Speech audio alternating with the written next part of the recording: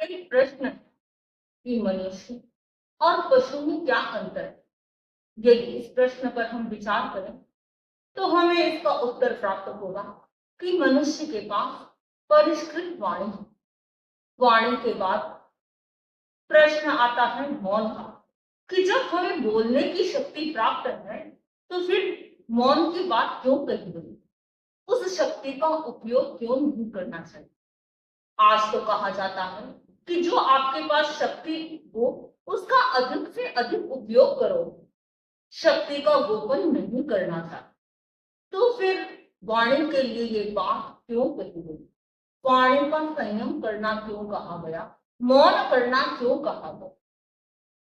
मौन का अर्थ क्या है, इस प्रश्न पर हम विचार करें तो केवल न बोलना ही मौन नहीं है। मौन का अर्थ है कलापूर्ण ढंग से बोलना या फिर वाणी का विवेक होना।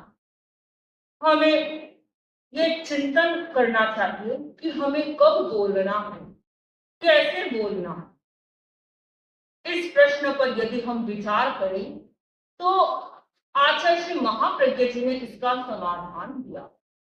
कब बोलें, कब मौन रखें। आचार्य श्री महाप्रज्ञ जी ने कहा कि मैं मौन को दो अवसरों पर अनिवार्य मानता हूं, एक तो भोजन के समय और दूसरा आवेश के समय। पता नहीं क्यों सबसे अधिक कलह भोजन के समय होता, उस समय भूली हुई बातें भी याद आ जाती। और दूसरा है आवेश की स्थिति में व्यक्ति को मौन रखना चाहिए, क्योंकि जब एक व्यक्ति क्रोधित होता है सामने वाला भी वैसे ही उच्च स्वर में बोले तो फिर आग शांत होने की अपेक्षा और अधिक भुक उठती। इसलिए व्यक्ति को वाणी का संयम करना अनिवार्य है, लेकिन जहां अपेक्षा हो बोलने की वहां यदि व्यक्ति मौन रखता है तो बात बिगड़ जाती है और वे बुद्धिमानी नहीं है। भगवान महावीर ने 12 वर्षों का मौन किया, महात्मा बुद्ध ने भी मौन किया, तब जाकर कहीं उन्हें दूसरों को देशना देने की शक्ति प्राप्त हुई। हम यह तो पकड़ लेते हैं कि भगवान महावीर ने मौन किया, लेकिन क्यों किया ये नहीं जानते। उनका मौन एक सार्थक मौन था। उनका मौन केवल नहीं बोलने का मौन नहीं था, उनके मौन के पीछे जो प्रयोजन था वह था एक आध्यात्मिक शक्ति प्राप्त करना।